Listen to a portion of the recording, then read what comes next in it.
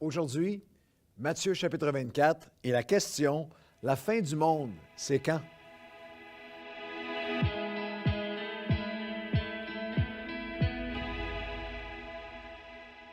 Bonjour à tous et bienvenue à ce café matinal. Nous sommes dans Matthieu chapitre 24. Comme vous savez, nous redécouvrons ensemble, nous nous réapproprions les évangiles chapitre par chapitre, un café matinal par chapitre. Les 23 premiers chapitres sont déjà là. Quelle écoute bénissante pour vous pendant toute la période estivale. Si vous en avez manqué, de plonger avec nous dans les évangiles. Et aujourd'hui, nous sommes dans Matthieu chapitre 24.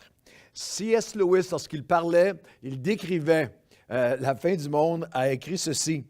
Quand l'auteur se présente sur la scène, la pièce de théâtre est terminée. Ça veut dire que la pièce de théâtre est terminée. C'est ainsi qu'il décrivait la fin du monde. Nous appelons ce moment, dans notre langage théologique chrétien, la deuxième venue de Jésus, la deuxième venue de Christ. Et c'est avec la question du quand de la fin du monde que commence Matthieu chapitre 24, où les disciples vont poser la question à Jésus dans Matthieu 24, 3. Jésus s'assit sur la montagne des Oliviers et les disciples vinrent en particulier lui faire cette question. Dis-nous, quand cela arrivera-t-il? Et quel sera le signe de ton avènement et de la fin du monde? Quand sera la fin du monde? Jésus leur répondit, la première réponse, prenez garde que personne ne vous séduise. C'est intéressant de voir et de réaliser que la première réponse de Jésus à leur question, avant une description, parce que le chapitre suivant, il va donner une description de différents signes des temps de la fin. Il interprétera également, donnera également cette clé d'interprétation que les signes des temps, pour ceux qui disent ont toujours été présents, ce qui est nommé a toujours été présent, que les signes des temps vont être comme les douleurs de l'enfantement, qu'elles vont être présentes, mais qu'elles vont aller en s'accroissant, en fréquence et en intensité. Mais ce qui est intéressant, c'est qu'avant de donner toute une série de signes dans Matthieu 24, que je vous invite à lire à la maison de guerre, de bruit de guerre, de nation contre nation, d'intolérance, de discrimination et même de persécution contre le message chrétien, contre les chrétiens eux-mêmes, contre l'Église, les famines, les catastrophes écologiques, tremblements de terre, des guerres religieuses, djihad et autres, violentes, massacres au nom de Dieu et autres signes dans le ciel et sur la terre, Jésus dira, avant de dire quoi que ce soit d'autre, attention, prenez garde que personne ne vous séduise. Lorsqu'on regarde cet enseignement de la fin des temps, Jésus commence en disant que personne ne vous séduise, ne vous trompe, et là, lorsqu'on regarde aux racines du mot, c'est assez intéressant, ne vous entraîne sur un mauvais chemin, que personne même ne vous envoûte concernant la fin des temps, le retour de Christ. Et dans l'enseignement biblique est abondant ce sujet. Dans les 260 chapitres du Nouveau Testament, il y a 318 références à la seconde venue de Christ. Et un verset sur 30 dans le Nouveau Testament, 23 des 27 livres du Nouveau Testament en parlent. Et pour chaque prophétie biblique sur la première venue de Christ, il y a 8 prophéties sur sa seconde venue. Matthieu 24, Matthieu 25, qu'on va voir dans le prochain café, il consacre énormément de temps. Et c'est très significatif parce que ces deux chapitres représentent les toutes dernières paroles, le message ultime de Jésus avant la crucifixion. Ce qui me frappe particulièrement, alors qu'il y a tellement de focus aujourd'hui, la focalisation de tous les âges, à partir des disciples il y a 2000 ans jusqu'à nous aujourd'hui, est toujours sur les signes, sur le quand, sur le fait que la prédiction, les signes qui vont mener quand va venir. Alors que 5 fois, dans ce chapitre 24, Jésus répond premièrement que personne ne vous séduise, et après 5 fois dans le chapitre, il va leur rappeler que personne ne peut savoir quand. Personne ne devra savoir et personne ne pourra savoir quand. Je vous en fais une lecture rapide au verset 36, tout dans le même chapitre. En réponse à leur question, verset 36, « Pour ce qui est du jour et de l'heure, personne ne le sait, ni les anges des cieux, ni le Fils, mais le Père seul. » Le verset 39 de Matthieu 24. Et ils ne se doutèrent de rien. Fait référence au déluge, jusqu'à ce que le déluge vint, les emporte, il en sera de même, se doutèrent de rien, à l'avènement du Fils de l'homme. Verset 42, veillez donc, puisque vous ne savez pas pour quel jour votre Seigneur viendra. Verset 44, il y en a 5 fois, 5 répétitions. C'est pourquoi vous aussi, tenez-vous prêts, car le Fils de l'homme viendra à l'heure où vous n'y pensez pas. Et verset 50, le maître de ce serviteur viendra le jour qu'il ne s'y attend pas, à l'heure qu'il ne connaît pas. Saint Augustin a dit que le camp des derniers jours est caché afin que chaque journée soit comme la dernière pour le croyant. Alors, il y a 5 fois cette répétition. John Wesley, on lui a posé la question, si vous saviez que demain à minuit serait votre dernière journée, à minuit, la dernière journée sur terre, qu'est-ce que vous feriez de différemment? Et il avait répondu, eh bien, moi, j'aurais l'intention de faire exactement ce que j'ai fait aujourd'hui. Je suis allé prêcher à tel endroit, je me suis levé, j'ai prié, j'ai cherché la face de Dieu, je suis allé prêcher à tel endroit, j'ai rencontré mes amis, j'ai servi le Seigneur, je suis revenu à la maison, j'ai remis ma vie, remercié Dieu pour ma journée, remis ma vie dans les mains de Dieu et je m'endors ainsi pour me réveiller dans la gloire. Ça ne faisait pas de différence pour lui. Et la question, ça ne changeait rien pour lui. Chaque journée vécue comme si elle était la dernière. Et ça ne changeait absolument rien pour lui. La question, c'est « et vous?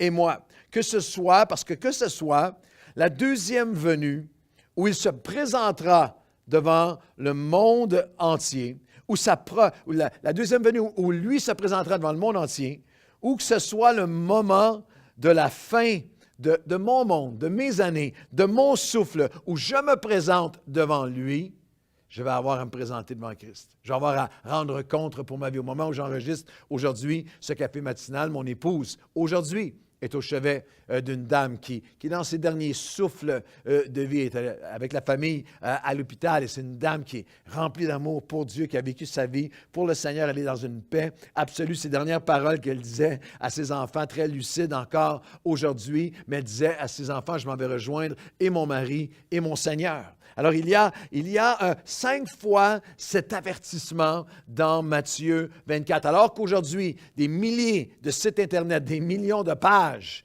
et surtout des trillions de paroles ont été dites depuis 2000 ans et s'intensifient jusqu'à aujourd'hui pour essayer de déterminer le quand, Jésus répond à ses disciples 5 fois, vous ne pouvez pas savoir quand. L'avertissement, qu'est-ce que cet avertissement devrait produire en nous?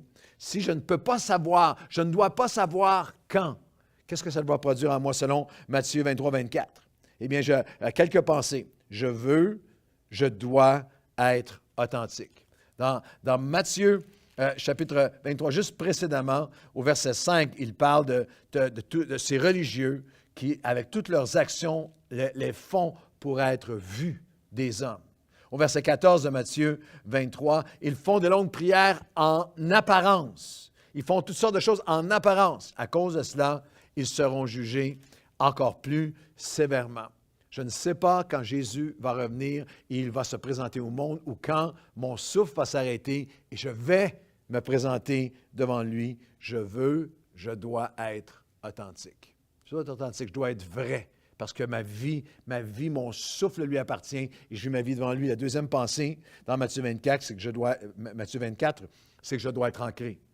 Un des signes de Matthieu 24, c'est que, verset 11, plusieurs faux prophètes s'élèveront et séduiront beaucoup de gens. Alors je dois être ancré dans la parole de Dieu, ancré en sa présence, ancré dans son peuple, ancré dans mes convictions, ancré dans la prière, ancré en sa maison. Je dois être ancré, il va y avoir beaucoup de séduction. Je dois être authentique. Je dois être ancré. Je dois faire attention à mon niveau d'amour pour lui.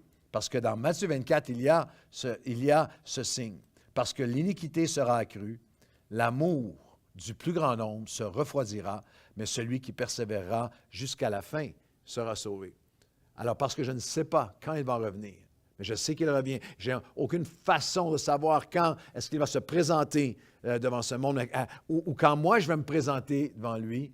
comment est mon amour envers lui. À cause de l'iniquité autour de nous, de tous les côtés, l'amour de grand nombre, l'amour pour les hommes, l'amour pour Dieu, l'amour pour l'humanité, l'amour pour Dieu se refroidira, mais celui qui persévérera jusqu'à la fin sera sauvé.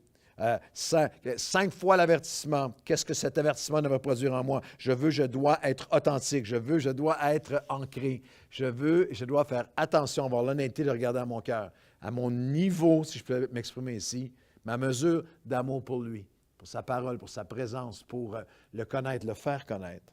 Et je voudrais terminer en disant, je dois être actif. Verset 14. Cette bonne nouvelle du royaume sera prêché dans le monde entier pour servir de témoignage à toutes les nations, et alors viendra la fin.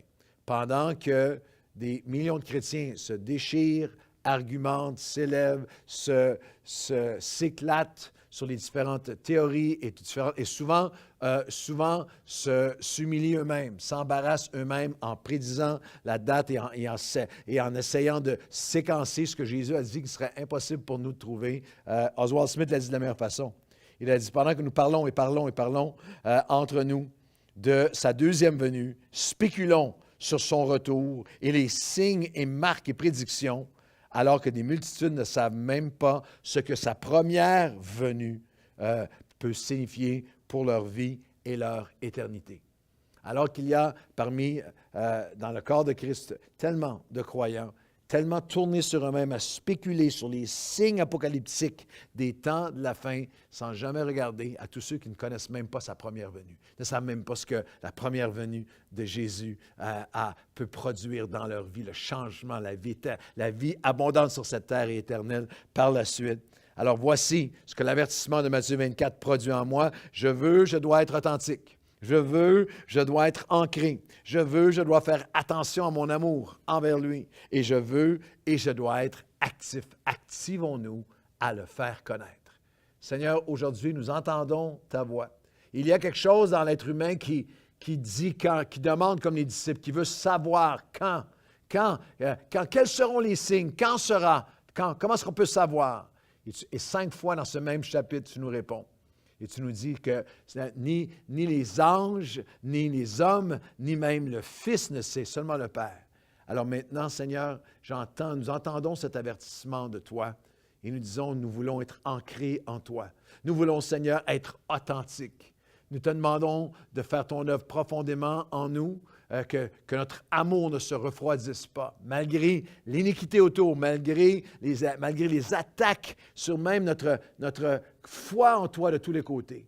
Que tu renouvelles l'amour envers toi, dans nos cœurs. Seigneur Dieu, nous voulons nous rapprocher encore de toi. Et Seigneur, nous voulons être actifs pour toi.